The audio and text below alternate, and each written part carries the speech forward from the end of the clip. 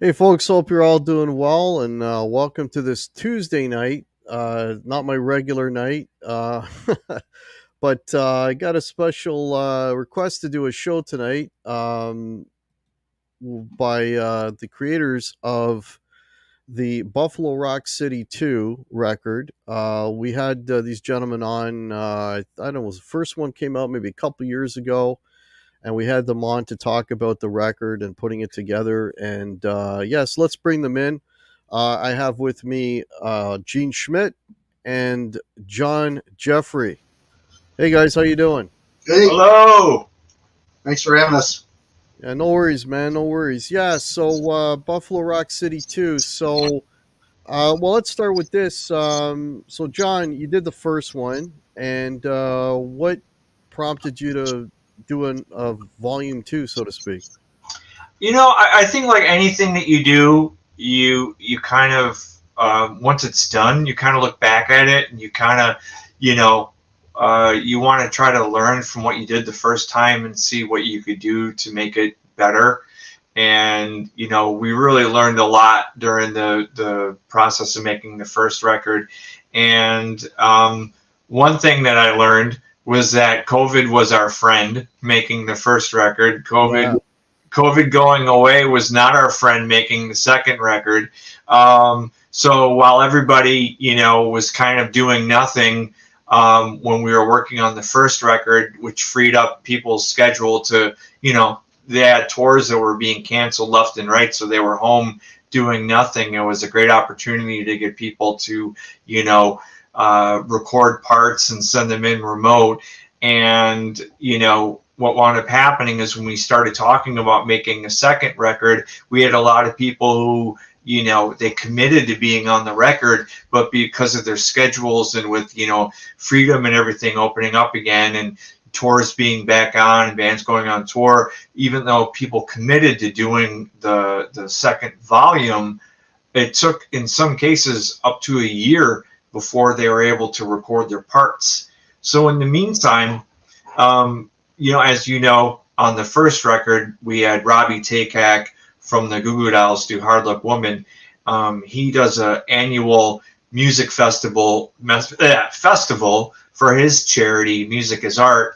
And we had the opportunity to get a bunch of the people who were on the first record to actually play at Robbie's Music is Art Festival. And we recorded the performance and we released it part of a live record in 2020, and it was Buffalo Rock City Alive. So we did that essentially to keep the name, the brand name out there, keep that going while we were in the process of making the second studio record. And I'm telling you, I did not, I could never have managed the amount of things that I ran into making the second record as opposed to the first record. Literally, and this is not funny, but I literally had two people die who were supposed to be on the record, going into making the record. Phil Narrow, who was the singer from Talis, and we had Gary Corbett, who was Kiss's offstage keyboard player. They were both, signed up to be on the record, and they passed away before they could record their parts. Again, people dealing with, there was a hurricane in Florida, which affected both Jean Bovar and John Corabi. That caused, major turmoil in their personal lives that delayed them getting their parts recorded.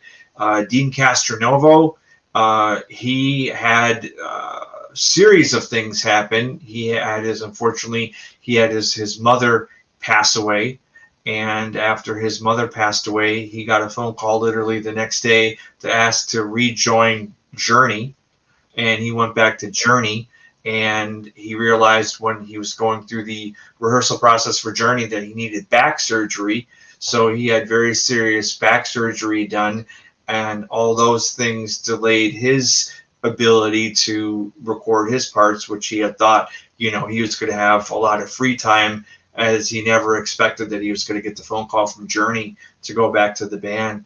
So there was a lot of things that happened during the making of the record that really, we started tracking in July of 2021, and we just released the album October 31st, 2023. So do the math.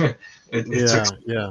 time. Well, Yeah. I think I'm getting ahead of myself a little bit. Talk about the actual charity for a minute. Sure. As with the first record, we worked with Compass House, which was to help the homeless youth population here in Western New York. When we did the live album, again, we were, playing at Robbie's Music Festival. So we donated all the proceeds from that record to the Music is Art charity. And then when it came time to do the second studio album, I was really trying to find a good Buffalo-based organization to donate to. And it was actually an organization that my mother had found at one point when she was helping my brother, who both passed away since we started working on the first record. It's an organization called the Mariah Love Fund, and they help convalescent people who, if anybody's, it's probably different in Canada, people who become disabled and aren't able to work. But here in the United States, especially in New York, when people become disabled, it's a very long process. It can take sometimes up to from 2 to 10 years before, from the time people become disabled and can't work till when they actually receive benefits. It can take a really long time. And from the time that they can't work to the time they're actually getting benefits, they're financially screwed. And Yeah. this organization helps people in that predicament, where they provide them with they pay for their medications, they give them rides to their doctor's appointments. If they have, say, they have bad backs and they have specific needs and of that nature, they'll actually pay for special orthopedic mattresses to help them sleep. And it's a great organization. And the woman who founded the organization, she was a woman very ahead of her time. Back in the late 1800s, she went to Paris and she saw how the nanny system worked over in Paris, and she applied that process and brought it back here to the United States, and she opened the very first daycare in the United States here in Buffalo, New York, in the early 1900s. So yeah, Mariah Love, she was a great woman, and her organization to this day is still doing great things for people in need. So again, there was an organization that my mother found to actually help my brother at one point in time. So it was definitely an organization that helped me on my family on a personal level, and I felt it was important to pay back and pay forward at the same time. Cool. Let me just say hello to some of the folks that have joined us. Mitch Heyman, welcome. Bumble Best, welcome. Spencer Cron, how you doing? There's Papa Blue, Cecil Music, how are you? Guitar Man 45, Gary Joyce, nice to see you. David Corner, welcome. Oh, Dave Comer. That's Dave Comer. He's Comer. yes. Dave Comer is like the MVP of Buffalo Rock City 2. The guy is amazing. He's amazing. He sings four songs on the record and sang a shit ton of background vocals on the album, and Shit ton. And he's just he's an amazing, like, as far as like Kiss fans go, he is up there. He knows his minutia. He knows how things should be done, and he even schooled me on a thing or two. So, Dave Comer, thank you for tuning in and watching. Yeah, apologize for messing up your name, but I can barely see the names on the screen. I'm like, what is that? Yeah. So, well, I mean, John was nice enough to send me the tracks, and I did have one quick listen through, and it's very, very cool. There's like 17 tracks on this, so you guys really loaded it up. And you got a good mix of classic Kiss, newer Kiss, and a lot of deep cuts. A lot of deep cuts. So I don't know. How do you want to do this, John? You want to just kind of go track by track, and I'm sure like these names will stir up some memories of putting these songs together. Yeah, go for it. Yeah. All right. So we start off with "I Stole Your Love" '89, and let's see. You've got Johnny Gioli singing. You've got Kevin Blacketta, lead guitar. Howie Simon, who has been on my show as well. Taylor Sturza and the drums. Larry Kramer. I'm probably butchering everybody's name, but tell me Yeah. about that one. Yeah, Kevin Blakita and Larry Kremer. Yeah. Like we were talking before we went on air, and like you said, this album, as with the first album, this is made for the diehard Kiss fan. This isn't made for a casual music listener But you're allowed to buy it if you're casual. Yes. We have. Not that we love the casual music listener, but we know that the fact of the matter is the casual music listener is probably not going to seek out a Kiss tribute album. If they want to listen to Kiss, they're going to go listen to Kiss on Spotify, YouTube, whatever. They're going to listen to the real band. But we know that diehard fans, those are the people that are fans of projects like this, and those are the same fans that are fed up with the set list that when they go see Kiss, and Kiss is doing the same songs from the first 6 albums live, they want to hear songs that Kiss doesn't do live, or Right. So that's the main thing behind doing the deep cuts for records like this is really to pacify the diehard fans. And that's who these are done for. But when we went into it knowing that at the same time there are a certain amount of Kiss standards or classics that you want to include, but yet at the same time I didn't want to necessarily do like, okay, here's a recreation of I Stole Your Love from Love Gun, or here's the Alive 2 version, so we wanted to think about ways to kind of give a fresh approach to some of the, the standards. And with I Stole Your Love, being a Kiss fan, a lot of people remember when Paul Stanley did his solo tour in '89. He came out, and when he played those Kiss songs with Eric Singer's first time introduced to the Kiss world, he really hot rodded those songs up. He played those songs up tempo, really hot rodded the drumming, and so that was something that we wanted to replicate with our version of I Stole Your Love. So we did I Stole Your Love '89, and we actually tracked the song to the soundboard recording from New Haven, Connecticut, '89 at Toad's Place. We actually tracked the song to Paul's actual recording. So it really, gave it that vibe. And then having Howie Simon, play guitar, who's a fantastic guitar player. Initially I wanted him to pretty much replicate what Bob Kulick did guitar-wise, but Howie felt that there should be a little more of the, Ace solo, represented, because basically what Bob did live was just his own thing. But Howie wanted to have some of the key elements of the Ace solo in there. So he kind of did an amalgamation in the guitar solo department of, some of the key Ace parts of the solo. And, also, did some of the whammy bar flair that Bob Kulick was known for. So, it came out great. And having Johnny Gioli, the guy's, just a fantastic lead singer. And, the song just, kicks ass from right out of the gate. And, it's very cool. And speaking of deep cuts, you've got the second one, Have Love Will Travel, where speaking of Dave Comer, he's singing. Then they have EVH guitars, which are Gene Schmidt. You got Ace guitars that are John Jeffrey, and you got Taylor Sturza playing bass, and Julius Jambaluka. yeah, That's right. Yes. There you go.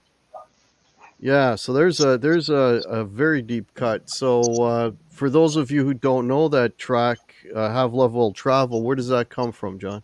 Well, it was actually, that was the original name of the demo that that eventually became "Got Love for Sale" on Love Gun, and the original demo, that's Gene Simmons recorded with Eddie Van Halen on guitar and Alex Van Halen on drums, and the arrangement was different, and of course Eddie Van Halen played all the lead guitar on there, and Gene, being a huge Eddie Van Halen fan, and he can play that Eddie stuff just like nobody I've ever heard. I was just like, Gene's got to play, that Eddie solo, and me being, a huge Ace Frehley fan, I wanted to be able to, play the Ace solo. So we kind of, again, did an amalgamation, version of the song, taking the demo and the Kiss version and putting them together. And again, Dave Comer just did an amazing job, doing all the vocals, all the background vocals, even the girly type harmonies. He nailed all that stuff, and just we're really happy with the way that song came out.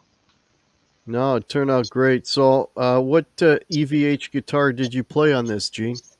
I heard it. The only EVH branded one I have the Bumblebee one, the black and yellow. I made sure it was authentically that I used that.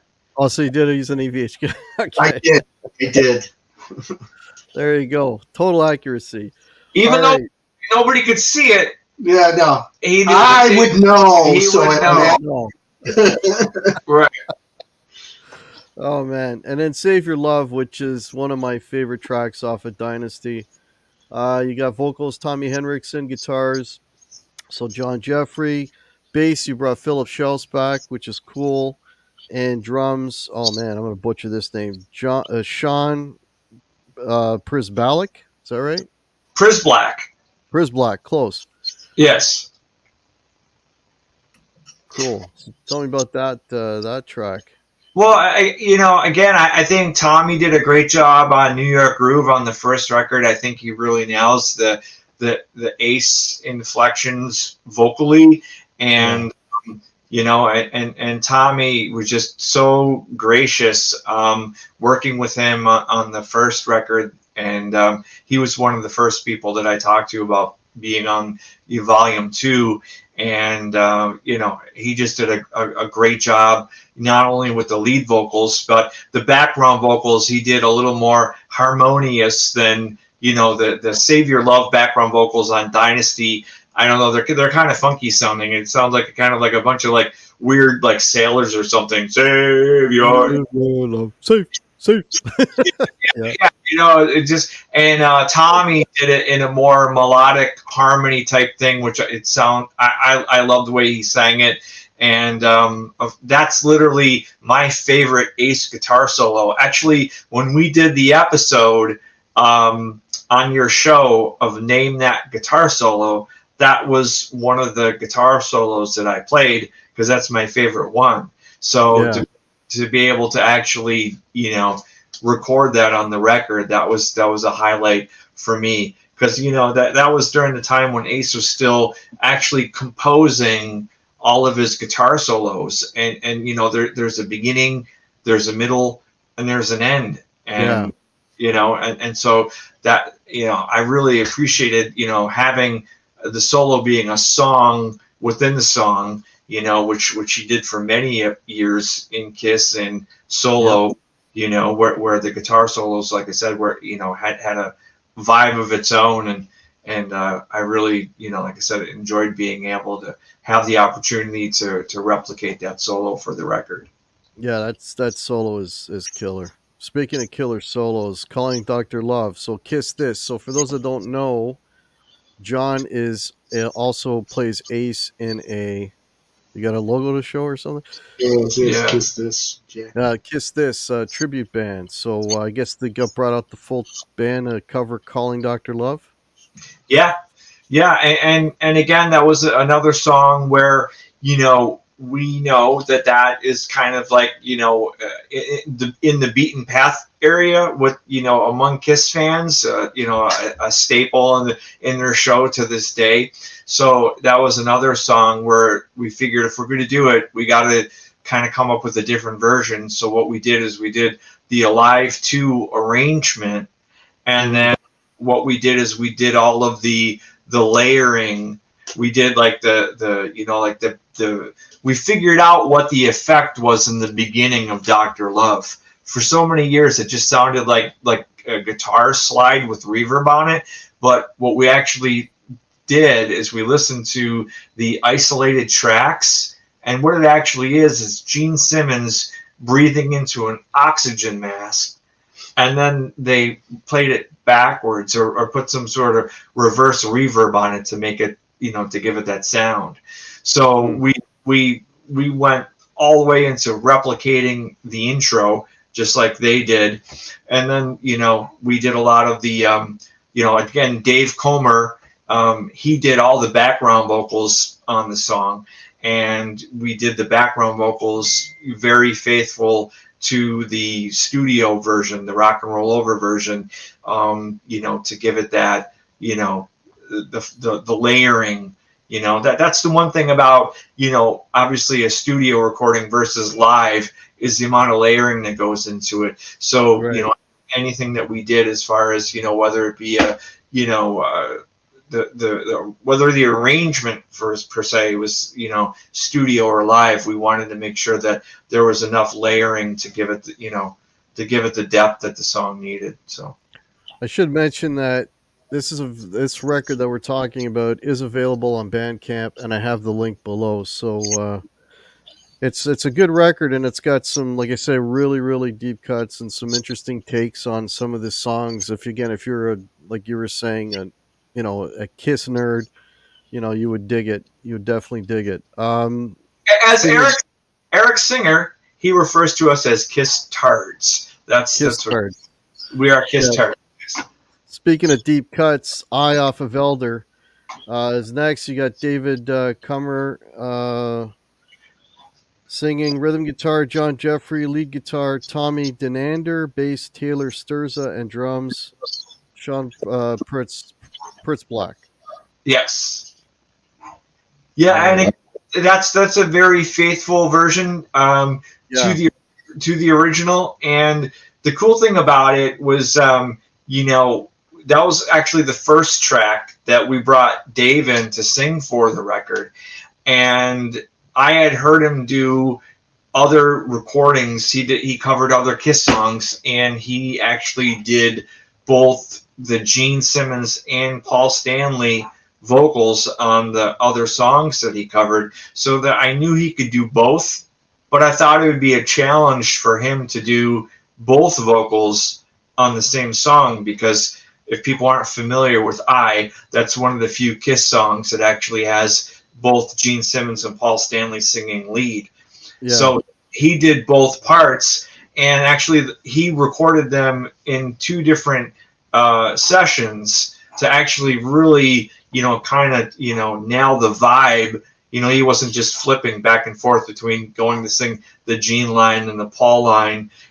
He actually recorded them separate to really get into character, so to speak. And actually, if you listen to the way that the original song is recorded, they have the lead vocals are panned, kind of like 10 and 1 o'clock or 11 and 1 o'clock. And so we did the same thing with the panning of the vocals on this too, to give it that perspective. Yeah. And another deep cut, Down on Your Knees off of Killers. Lead vocals, Mr. John Corabi you got on this, which is very, very cool. Backing vocals, Jody Valletta. Guitars, Joseph Teresi. Bass, Taylor Sturza. Drums, Bjarne Johansson. Very cool. So you got John Corabi on this. So how was it work? How did you manage to wrangle John Corabi? Well, unfortunately, as great as that is, it came out of a very bad circumstance. Yeah, again, Phil Narrow, who was the singer for Talis, was supposed to originally sing on I Stole Your Love, and Phil had died from complications from throat cancer. And the sad thing is he went through having the surgery and everything for the cancer, and he started getting his voice back. He started talking and singing again, and we were talking about having him be on the record, and it really seemed like he was on the mend. And then word came out very suddenly that he had passed away. It was very unexpected. So Dean Castronovo, again, he was, one of the big names on the first record. I reached out to Dean, and I told him, what I was dealing with, and I said, I was not only upset about, Phil passing away, but, to be frank, I was losing another big name that was going to be part of the record. So I reached out to Dean, and I asked him as far as, if he had people that he think would be willing to donate their time and their services to be part of the record. And Dean immediately got on the phone, contacted John Corabi, Johnny Gioeli from Hardline, and Jeff Scott Soto. And all three guys immediately said yes, that they would be part of the record. And yeah, and the cool thing about John Corabi is that I think Paul Stanley in early days, I don't know if you're a fan of Humble Pie. Yep. Well, I think Paul had a very kind of Steve Marriott kind of thing with his voice, like in the Alive era, and I think he had that little bit of grit in his tone, and I think he had that all the way up through the Killers album. And then after that, Creatures of the Night on, I think he was kind of gone. I think he was very, he sang amazing, Creatures and the records that follow were all amazing records, but I think his tone was really, really clean from that point forward. And I thought Killers was the last album that kind of had that hint of early, Paul Stanley. And I think that John Corabi has that similar, grit in his voice that I thought would really add something to the song. And obviously him being involved in the KISS world with, working with Bruce Kulick and in Union. And, I just figured it would be a great fit. And he's just an amazing talent on his own. So years ago when they used to have KISS conventions before the official, I met John Corabi and Bruce Kulick when they were part of Union, and they came to the Toronto one. So, yeah, very cool, very cool. Hell or High Water. Lead vocals Debbie Knight, backing vocals Dave Kummer, rhythm guitarist John Jeffrey, lead guitar there's Gene, Taylor Sturza drums, and Julius Jambaluka on the drums. So Gene, there's a Bruce Kulick solo that needs a little finesse. That was fun. That one hurt my fingers because he was bent. It was like CC DeVille, that one, but like 10 times harder. Like over bending and stuff. But yeah, it was fun. Thanks. Yeah. No, you nailed it, man. And like even the tone. I mean, was like spot on. Very. I mean, because that's Crazy Nights. It's very 80s, and you capture that sound as well. Thank you. Anything else you want to mention about that track, John? Well, yeah, I mean that song, again, going to the guitar tones, even the rhythm track, we wanted to have that Rockman sound, and we actually we were digging through a bunch of tones on Gene's Kemper, and we found, I think it was a Steve Vai. Well, yeah, it's some of these things. It's not what you think they're going to be, and they just sound. I got talked into buying a Kemper after that first record, and yeah, it's been kind of worth it. Yeah, it's fun. Yeah, so we found something that had that Rockman type tone to it, that we felt that the song, needed, to have that authentic, sound for the for the rhythm guitar. And so, just so people know, that's how detail oriented we are. We don't just like pull up like random stock tones and just say, oh yeah, hit record. I mean, we know how fickle Kiss fans are, and if you don't, bring in those elements that people, there's certain things that are ingrained in the brains of Kiss fans, and if you change like the tonality of certain things, it's just not gonna go over. There was that one situation though, where he recorded all these rhythm guitars and they sounded killer, and we looked over at the Kemper and went, that's not what we were meant to use. Well, that sounds good. Let's leave it. It was like the Psycho Circus lead guitar sound that we used for rhythm. Yeah. You never know. Yeah. It'll work out. Yeah. You do sometimes come across and have, happy experience happen. But I mean, ultimately though, we wanted to dial in sounds that were representative of the songs. And, as far as for the vocals for that song, our friend Debbie Knight, she sang on that track, and I thought it would be cool to have a female vocalist sing on that song, because that was one of the songs that Gene was using a very clean type voice. And not this one. Not Simmons. Yeah, Simmons. Okay. Yeah. And honestly, I was afraid if we had a male vocal doing the cleaner Gene vocals, it would come across too vanilla.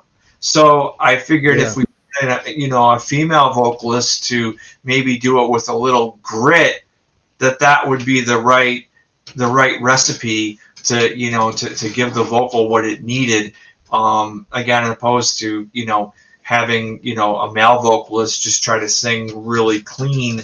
Unless you sound exactly like Gene Simmons, I didn't think it would do the song justice, and I think Debbie did a great job. And again, cool.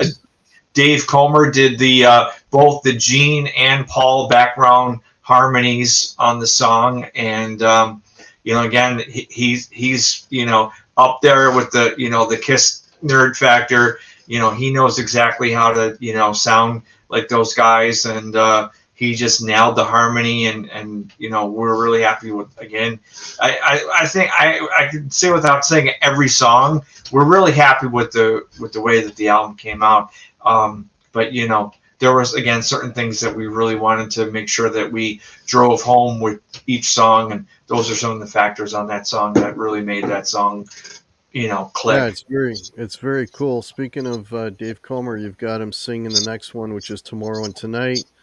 Joseph Terezi on rhythm guitar, lead guitar, Dave Comer again, piano, Jay Palermo, bass, Joseph Terezi, and drums, Chad Clark. Tomorrow and Tonight, last song, side 1, Love Gun. Good song. Yeah, that was actually a song that was kind of like that came in 11th hour. It wasn't even a song that we originally planned to put on the record. It was a song that was kind of a leftover track from one of the other Kiss tribute projects that Dave had been working on before, and it never got a release. So, we thought that we could kind of take the song and finish it. And even in the rough stages that the song was, there was no piano, there wasn't the tambourine or the shakers or, any of the stuff that were on the original, Love Gun version. So right. Again, the layering aspect, we wanted to add those elements into the track. And, we did a lot to make that song, from the, if you heard what the original track sounded like that we got, how it was very bare bones, very, bare skeleton arrangement. And we just kind of, tore it apart, put it back together. And, again, Dave sings his ass off on the song, and, it just came out great. Really captured the spirit of the original song. Yeah, yeah, that's a great track. Making Love, Kiss This. That's got that super fast guitar run on that. That's ace, man. And that's I'm assuming that's you, John. Kiss This. You play that? Yeah, I did. And Yeah. an important thing that Dave Comer again pointed out to me on that was that it was important to have the acoustics in there from Rock and Roll Over, the harmony, part in the second B section, and also really get those ace harmonics at the end of the solo, like on a live too. So we made sure that those harmonics are in there, and it sounds just like Ace. Yeah, yeah, that's a killer track. Saint and Sinner. So that's DDriver. Yes. DDriver band has been a friend of mine since I first started playing in bands back in the early 90s. They've literally stayed the same band since about 1991. They wound up having they wound up having to change their name because they did switch drummers, and their drummer, I'm not sure if they want me to tell this story, but I'm telling it anyways. He actually took their original name, which was Jive Injection, and when he left the band, he trademarked the name, and he told them that they could use the name as long as they paid him. So they said, no, we're going to change the name of the band. And so they changed the name to DDriver. But essentially, it's been the same band going back to like 1990, 91. And they've been, plodding away. They're a full original band. They only do original songs. And they had the opportunity to open for Kiss on the Sonic Boom Tour. And if people recall, on the Sonic Boom Tour, that was that tour. They actually had a contest for each city they played in. They selected a local band to open the show, and the way they picked the bands is they let everybody, vote. It was through Guitar Center. They let people vote through the Guitar Center contest, and then the actual people who had the final say was Doc McGee, Kiss's manager, and then Gene and Paul themselves. And they selected DDriver. Even though DDriver won with the votes, Gene and Paul still picked them. They really believed, that they were the best band, and they opened for them back in 2010. And so they have their own little history there. And again, Jody was a huge part of the first record, and he was a huge part of Buffalo Rock City too. Not only singing on the DDriver track, but he did a bunch of background vocals. He actually sings lead vocal with his daughter Kylie Valletta on the song "You Love Me to Hate You," and that was really cool to have have her first experience to be on a professional record, and to sing with her father. That was a proud family Yeah, that's moment. very cool. Yeah, That's so very cool.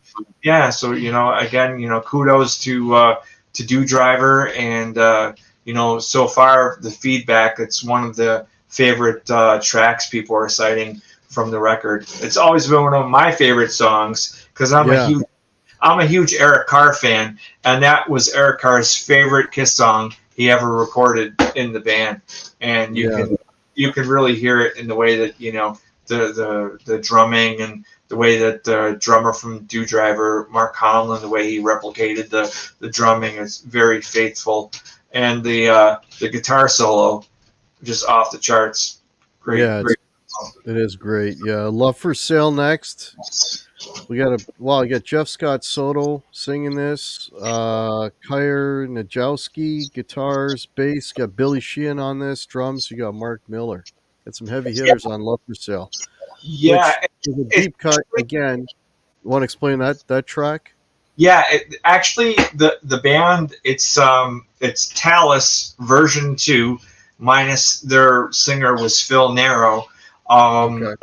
And again, when Phil passed away, I reached out to the remaining members of Talis version 2, and I asked them if they would want to do a tribute to Phil, as Phil was supposed to be part of the record. and I wanted it to be something that had a Kiss connection.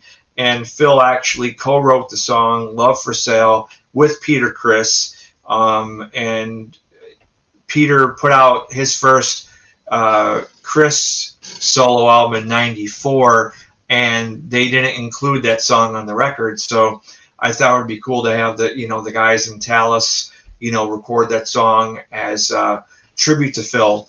And again, Dean Castronovo was the one who brought in Jeff Scott Soto, and Jeff did an amazing job singing Phil's original vocals on there. And of course Billy Sheehan being a Buffalo native and legend in his own right as a bass player. It was an honor to have Billy on this record, and very cool just to have a song that really never got recognition because it never got actually recorded by Peter Criss's band. Just to be able to have a professional version of the song recorded, and again in tribute to Phil, who we all miss dearly, and he was a great talent. Yeah, no, it turned out great. That song turned out so good. I listened to it so much. You could that could just take off on its own. Yeah, it just has enough teeth. Yeah. Well, you're up next, Gene. Who Wants to Be Lonely? Now you got another, and this Kiss nerds will know this name. You got John Bovar singing it. Backing vocals, you got Dave Comer again. Guitars, Mr. Gene Schmidt. Bass, Rock Rollins, and drums, Sean Prisblack. So, and there's another Bruce Lee that you nail, Gene. Thanks. That was fun. I doubled that one. That one had to be exact, no for no. Yeah, and it's the Sonics again are there. So, yeah. So John Bovar, man, like. There's a you really got to be a Kiss nerd to know who he is. Wrote songs with Paul back in the 80s, and this was a co-write of his, I believe, right? Yeah, I mean, a lot of times when you see somebody getting a co-writing credit on a band like Kiss or any big name band, the assumption is that the co-writer is really in a lot of ways mostly responsible for the writing of the song, but the personnel from the band, in this case Paul Stanley, those guys want to own all the publishing. They want to get the majority of the publishing. So I'm not saying that Paul Stanley didn't have anything to do with the writing of the song, but it was clear that John Bovar, you could tell from the way he sang the song, that song is part of his DNA. Yeah. And crushes it. Yeah, and Jean Bovar, he's got not only working with Kiss, but he goes back to the Plasmatics with Wendy Williams, and as we all know, Wendy did her first solo album produced by Gene Simmons with a bunch of the Kiss guys on her record, and released the first version of "It's My Life." So Jean has the Kiss connection even going back before even working with Kiss in the 80s. And again, it was just an honor to get somebody of his caliber to re-record a vocal of a song that he actually co-wrote with Kiss. I think that's, a very cool thing. And I thought that, Kiss fans would appreciate that. And again, Gene nailed the solo, and it was fun. And I'll just take credit for one thing. I did show him the note that he had to tap on for the one part of the song. So there's tapping on there? I don't remember that part. I don't remember that. Yeah, and then you get another deep cut off of Lick It Up with Exciter. Got Dave Comer singing that, backup vocals, John Peace and Jody Valletta. Guitars, there's Gene again. Bass, Rock Rollian, drums, Sean Prisblack. You got his name. Crazy ass solo, dude. Is that the one that killed you? No, Exciter? No. No. That was exciting. Actually, the cool thing about that version of Exciter, I don't know if you ever heard it or not, but there was actually a studio rough that circulated amongst Kiss fans from the studio. Okay. All right. Well, that version actually has Vinnie Vincent's guitar solo that was recorded for the record that they replaced with Rick Derringer's solo. Rick Derringer's solo is what appears on the Lick It Up record. Yeah. Right. So what we wanted to do is we wanted to go back to the original demo and really, pay homage to Vinnie and the cool solo that he did. And Gene nailed that solo. Yeah, this is what that recording session was like. I think I was sitting here, and John was probably here, and he's leaning over going, no, and then he's humming, and I'm like this, and we're listening to the YouTube or whatever video of the thing, and he just told me what he wanted, and I was like, okay, you sure that's it? All right, fine. So very scientifically done. I get it. Yeah. You know how it is. You're a guitar player. You're talking guitar terms. It's it's all that kind of stuff. I hear you. Well, speaking of Vinny, Shoot You Full of Love, lead vocals on that piece, backing vocals, Gene Schmidt. What? Yeah, I actually. Guitars, Gene Schmidt. This is the one that killed you. Yeah. Bass, Gene Schmidt. Drum, man, Gene, you played just about everything on this drum except for drums. Sean Prisblock played the drums. Yeah, that was just one I wanted to get done, and I have all the stuff right here, so I just pulled the microphone over and went. Well. Yeah. Anybody who's watching the show who's familiar with the first album, one of the songs we did on the first album was Back on the Streets. And one of the things we wanted to do with the first Buffalo Rock City record is we wanted to feature the different guitar styles of all of the guitar players who were in Kiss. And with the songs that we were looking at, in a lot of ways, Vinny's actual style, he was really handcuffed on the Kiss records. I really don't think people got a good taste of what Vinny's like as a lead guitar player, at least on album. Like if you've seen him play on the Creatures tour or Lick It Up, you knew what his playing was like. But studio-wise, I think, they really handcuffed Vinny. And it wasn't until the Vinnie Vincent Invasion records that you knew what his playing level was, right? So that was why we picked Back on the Streets for the first album. And again, Gene did a phenomenal job playing the solo for that, and Nat Peace was the singer on that, and we got so much positive feedback from that track from the first album. People were literally posting on our YouTube page, we did a music video for that song, and people were writing in the comments saying, oh, we need more, Vinnie Vincent, covers, and they're saying what songs, they wanted, and literally people were pointing out saying we should cover Shoot You Full of Love. So when it came time to, figure out the song list for this album, that was the song that we immediately went to, and I was like, Gene, you gotta nail this. You gotta pull this off. I can't tell you the panic over that one after knowing that someone already put the drums down and people were allocated to be on this song, and I had to sit there and play that thing. And I called up John and I go, dude, I've met my match. It's not happening. He's like, you'll be fine. That's my John impression. Sorry. You'll be fine. Just chill out and just give it a shot. And it was a lot of just woodshedding and pain. But no. And no studio trickery. No way. None.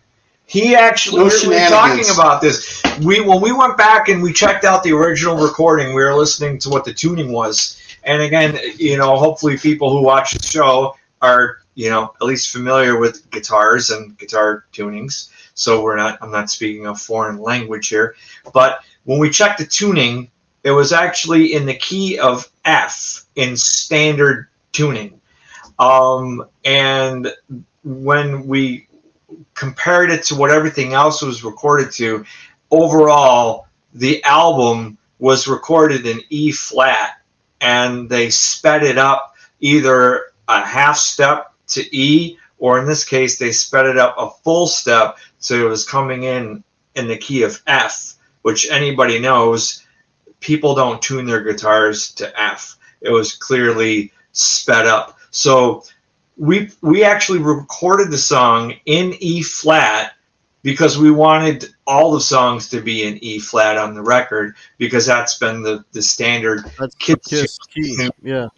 Yeah, and it also helps tie the songs together, subconsciously, by having all the songs in the same key throughout the record. So we recorded it in E flat, but we didn't adjust the tempo. So when Gene recorded the solo, he actually played the solo faster than what Vinny originally did when Vinny originally recorded it. Maybe. I don't know. Because I know I'm going to get skewered on this. The whole album is not recorded in the key of E flat, is in E flat tuning. Let's Yeah. just to clarify that. All right. B flat. Yeah. Every song's in E flat. It's the same chords all the time. Yeah. All right. You Love Me to Hate You. Now this has got a really high vocal, and you got Kylie Valletta singing that, which makes sense. Backing vocals, Jody Valletta. Guitars, Steve Blaze. Bass, Steve Blaze. And drums, Sean Prisblack. That's another pretty deep. That's a song they've never, I don't think, ever done live. So, well, it was funny going into the song selection for this album. When I did a lot of press, Gene and I did a lot of press for the first album, I kind of realized I was coming up with some sound bites, because I kept saying over and over how Buffalo Rock City is the non-cock rock Kiss tribute album.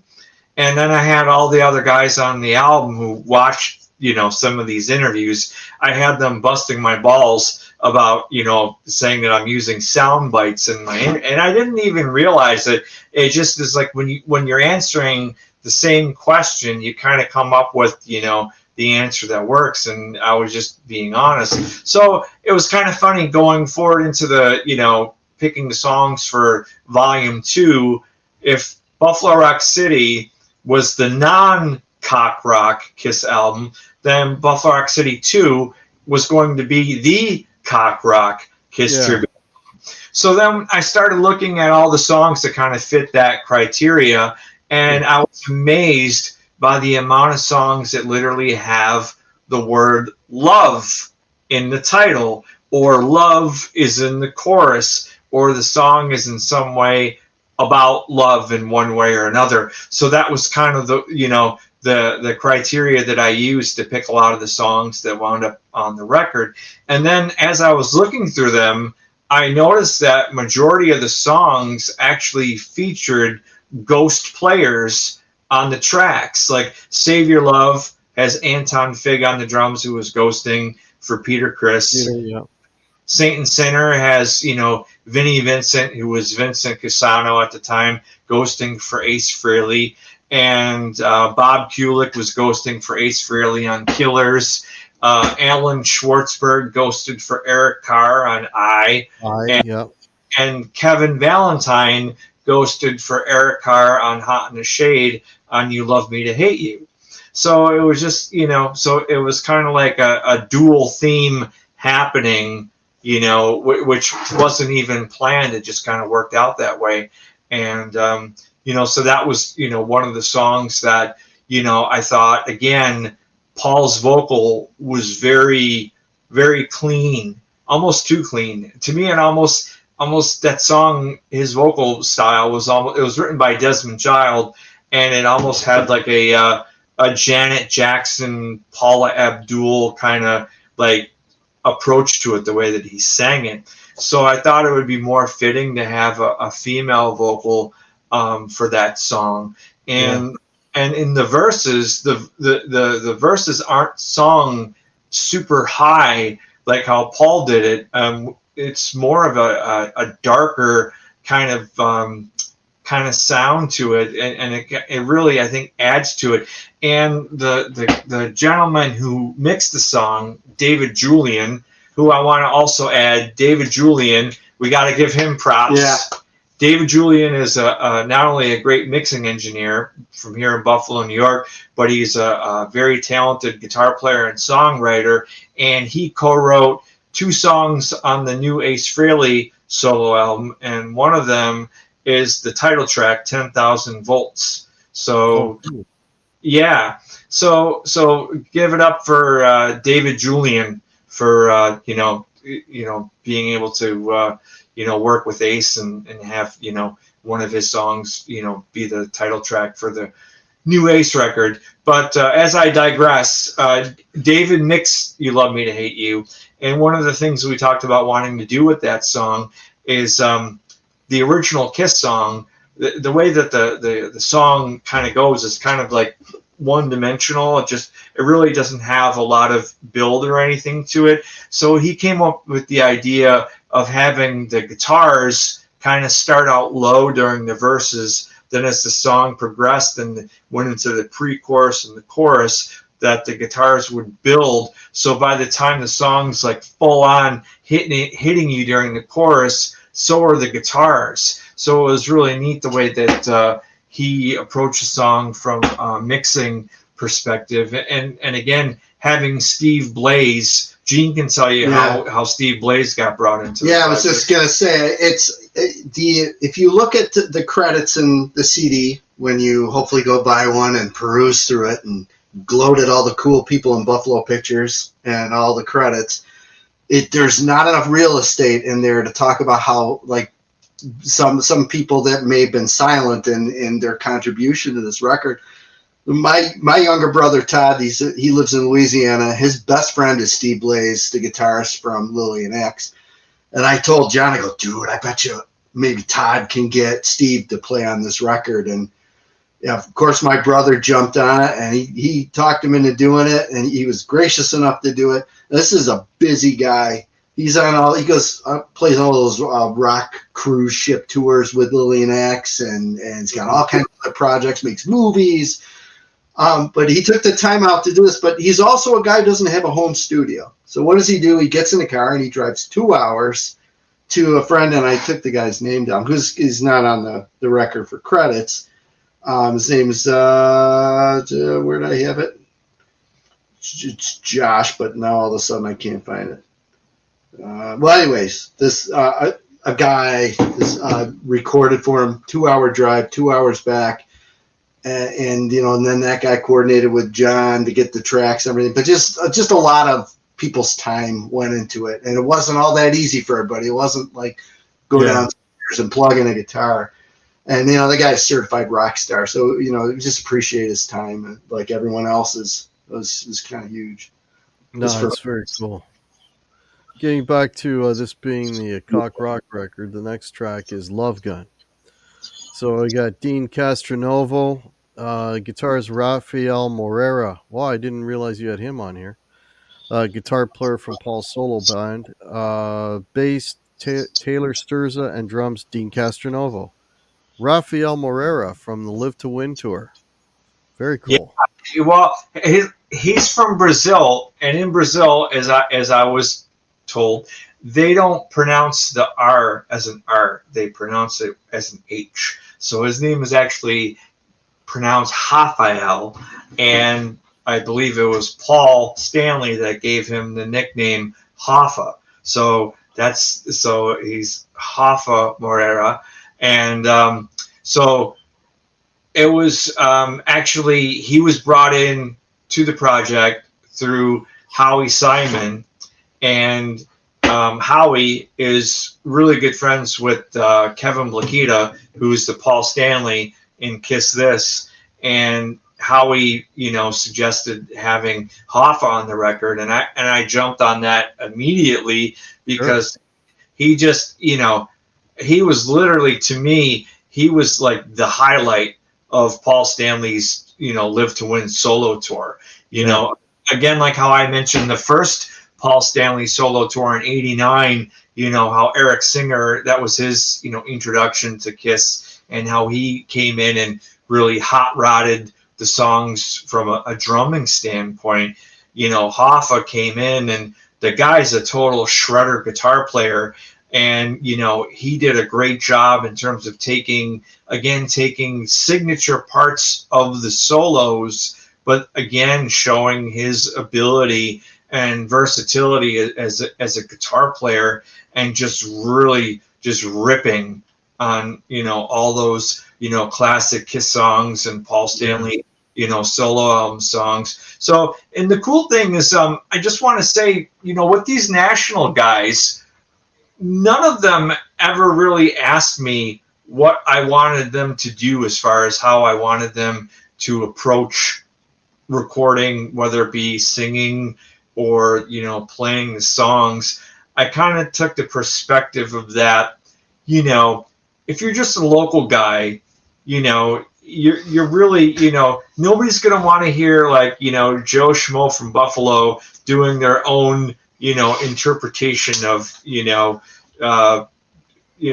Making Love. They're going to want to hear it how it is on the record. They're going to want to hear it played by Ace. But if you're somebody who has name, to me, I think creating a name for yourself is also, it's your artistic license, right? So having that artistic license and building your own style where people, recognize, people's techniques, especially as guitar players, it's like they have, I just gave them the freedom to play however they wanted. Now, ironically, on the first album, Bumblefoot, who definitely falls in that category, I think Bumblefoot is like literally like our generation's like Eddie Van Halen. You know what I'm saying? I can't think of, many guitar players after that, first run of, the 80 guitar gods who as this as signature as a guy like Bumblefoot. But when I gave him, Black Diamond to play on, I'm thinking the guy's just going to be like shredding and sweeping over everything.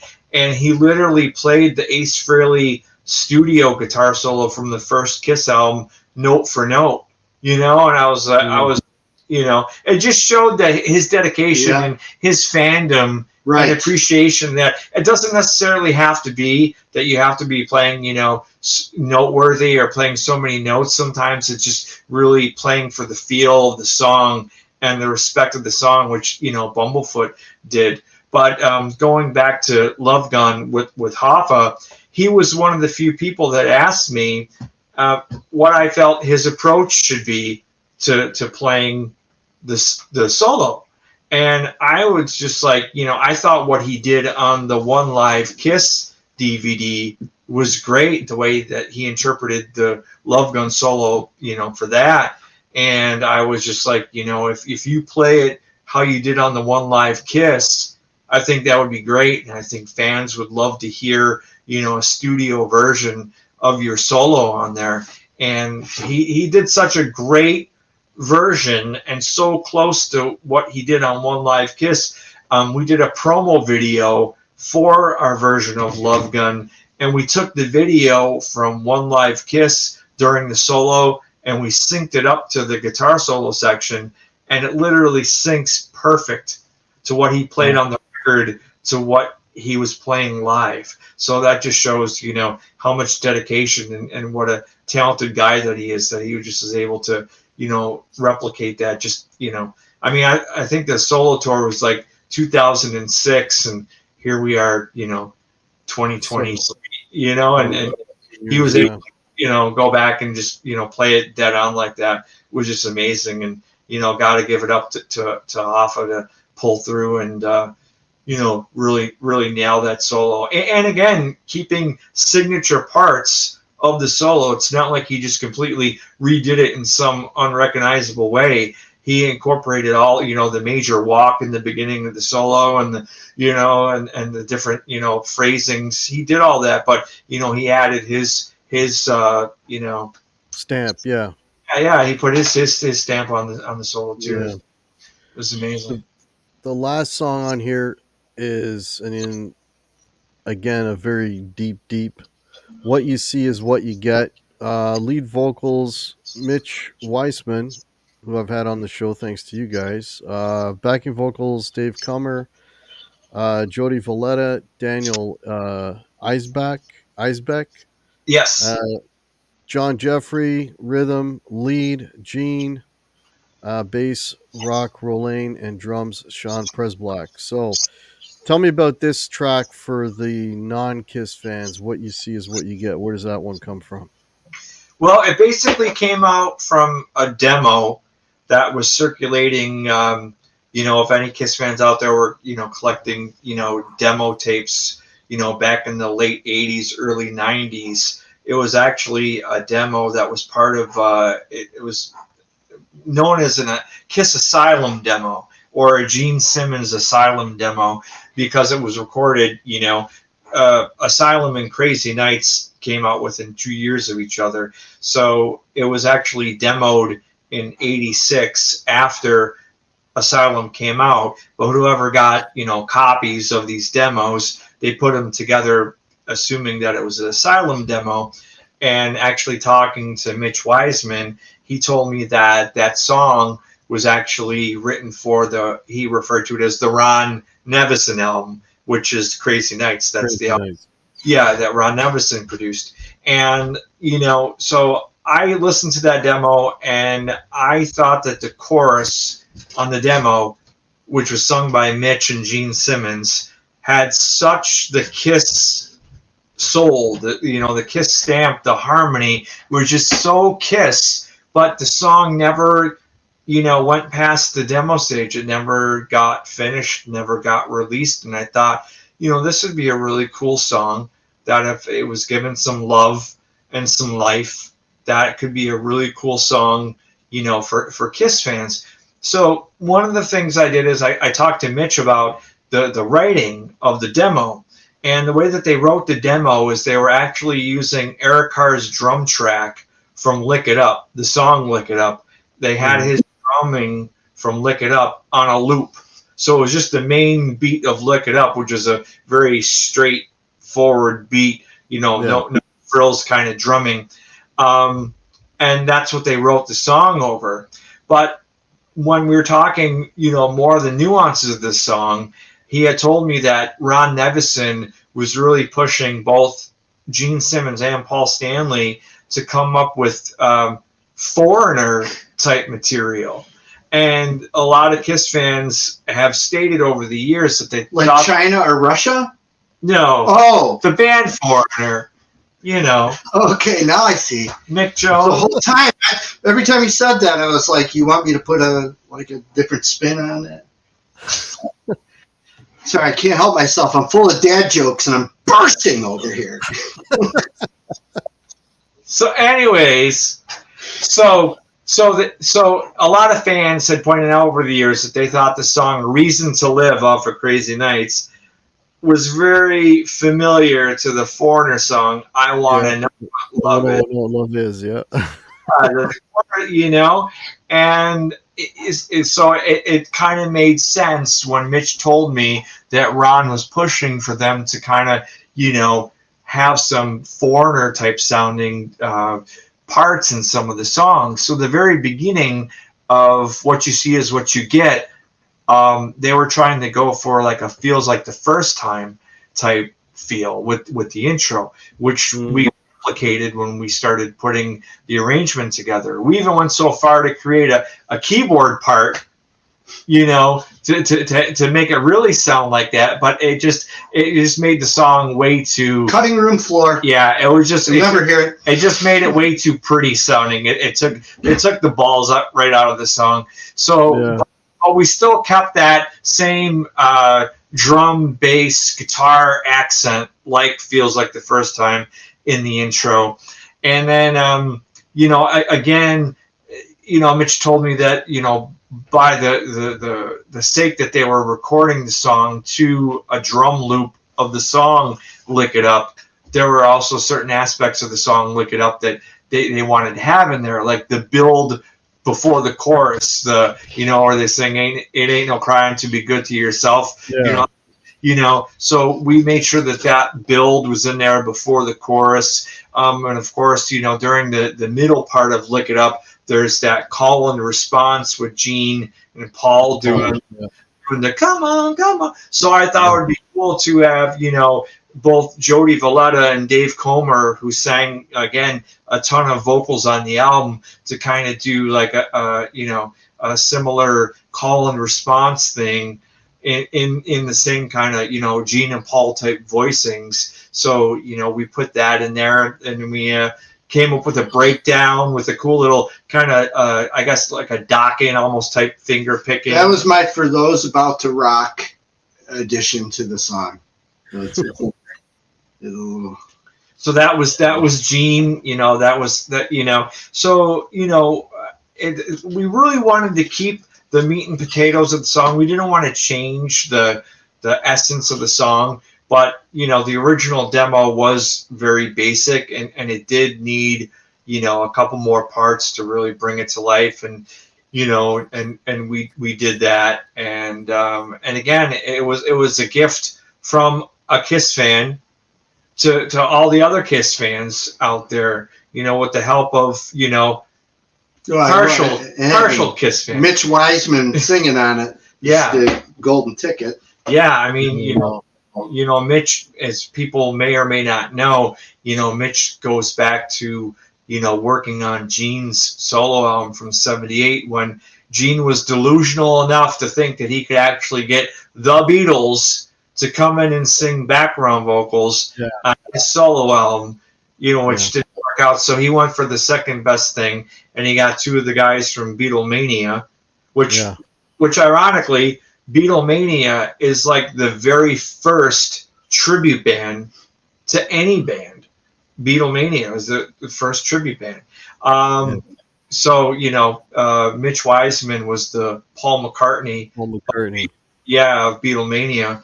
And right-handed Paul McCartney. Yeah, but he played left, right? Didn't he? No, he did try doing a couple shows where he switched hands, but it was just, he was right-handed.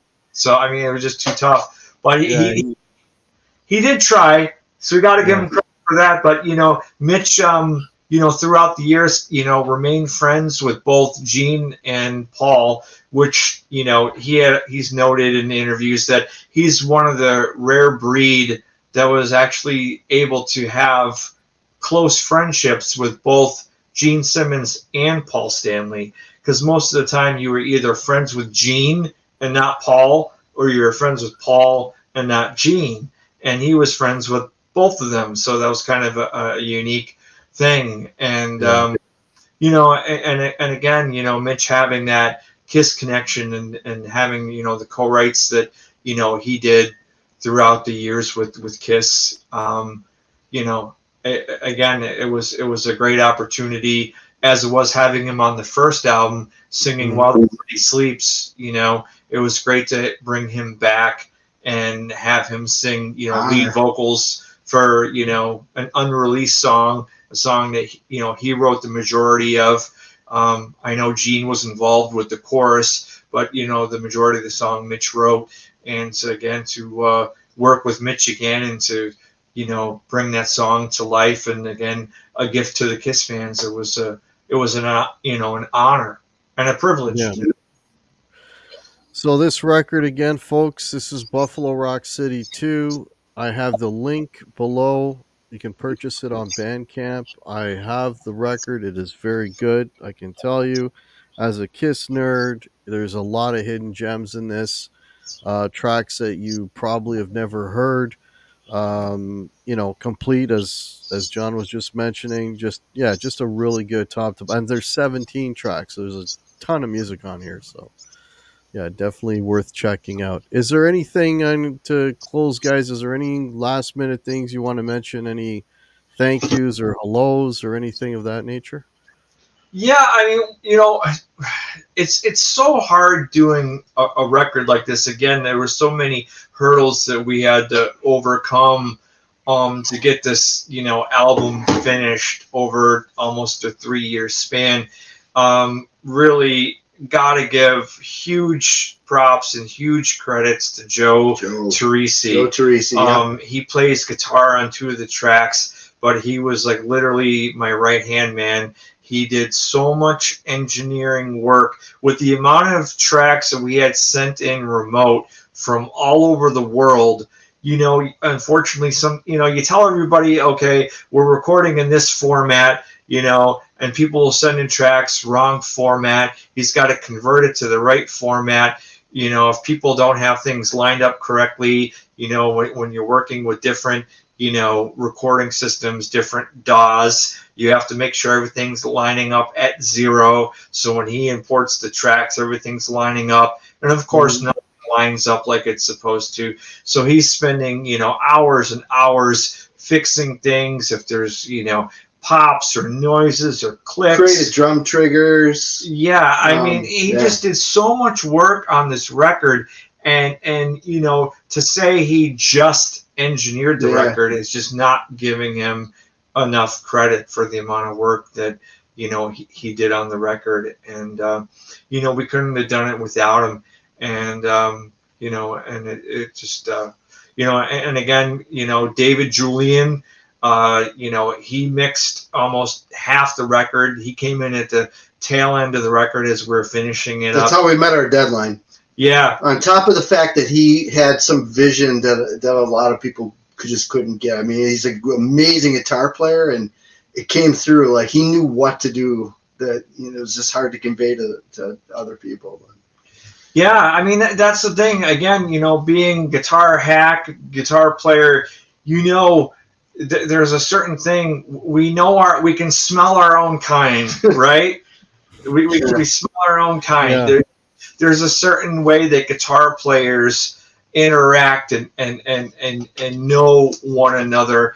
And when there were certain songs that, we were struggling to get to the finish line, having David Julian being a guitar player, he understood some of the brick walls we were hitting previously, and he was able to get us to overcome those obstacles and really get the record sound the way that we needed to. And he also hooked us up with the guy who mastered the record. His name is Anthony Casuccio, and he's actually based out of the Buffalo area as well. And he's actually a Grammy-nominated mastering engineer for a bunch of artists he worked with over in Europe. So it was just coincidence that David suggested that we work with Anthony, and then come to find out, contacting Anthony to master the record, that he, had had gotten all these, nominations and everything like that, just being such an, acclaimed mastering engineer. It was just, it just really was like one of those things that you never expected, but it really worked out for the best, because his mastering on this record really gave this album the sonics that it needed, and really, tied all the songs together. And we are super proud of this record, and with everybody involved, it really surpassed any expectations that we had. Very cool. It is a cool record. Down below, check out the link. Get yourself a copy. I want to thank these two gentlemen again for coming on and telling us about the Buffalo Rock City 2. Awesome job again, guys. You nailed it. So hang on tight for a second. I want to thank everybody for watching. Guys rock. We got about 19 people watching right now. That's awesome. Are there any questions? Are there any questions? Anybody asking? Well, great discussion. No, they're basically signing off. All There right, he goes. guys. Thanks everybody for watching. You guys rock, and yeah, we'll catch you next time. Cheers. Thank you, Everybody. Thanks, Take care. Zach. Roll.